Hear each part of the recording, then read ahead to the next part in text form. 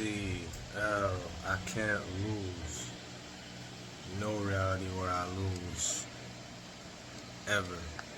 Today is Thursday, June 25th, 2026, day 176 of the 100 push-up, 100 squat progressive challenge for a year.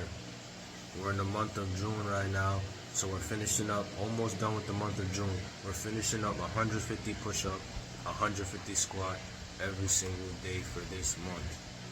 Then for the month of July, we're doing 160 push-up, 160 push-up, 160 squat every single day for the month of July.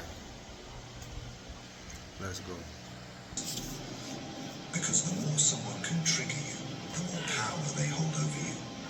And the more you care about being understood, the less you'll be able to understand the game. Say it in the comments. I feel nothing. I calculate everything. Because in this world, feelings don't protect you. Detachment does. Number 3, the power of strategic indifference. Indifference is not weakness. It's not apathy. It's power, carefully concealed. When you master the cold art of not caring, you don't become numb. You become selective.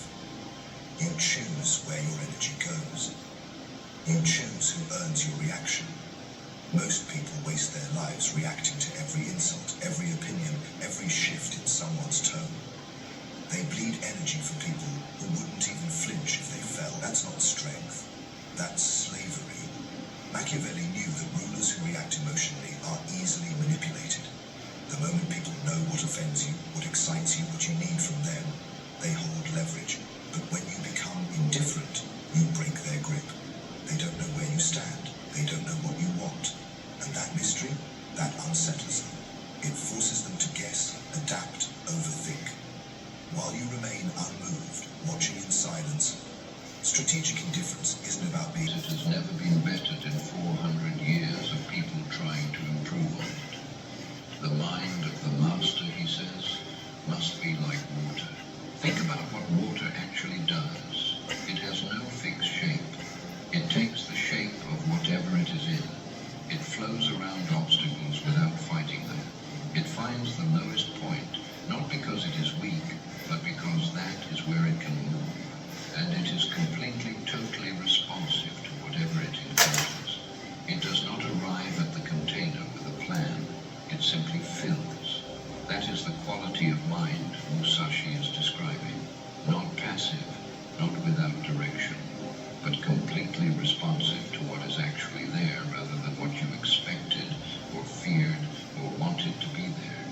The fixed mind, the opposite of this, is what most people operate from almost all the time. You walk into a situation already knowing what you think about it. You see what you expect to see. You miss what you did not expect. And in the gap between what you expected and what was actually there, you lose. This happens in every arena of life. In business, the person who cannot adapt their strategy will mention that you have arrived until the principles are no longer something you apply, but something you are. Most people want the outcome without the process. They want to be the person who walked away from 60 duels without losing, without sitting through the years of honest, unglamorous, continuous refinement that made that possible. Musashi does not accommodate that. He never did. He arrived late to the most important fight of his life in a wooden boat with a sword he carved on the water, completely calm. That calm was not natural. It was built, piece by piece, duel by duel, brush stroke by brush stroke, all the way to the cave. The rest is practice. September 26, 2011, a pastry shop in Portugal, a small coastal town 28 miles from Lisbon. An elderly man sits at a table near the window, grey hair, 68 years old. He orders a ham and cheese croissant and half coffee, half milk. He's talking to a friend about ordinary things. The morning sunlight cuts through the window.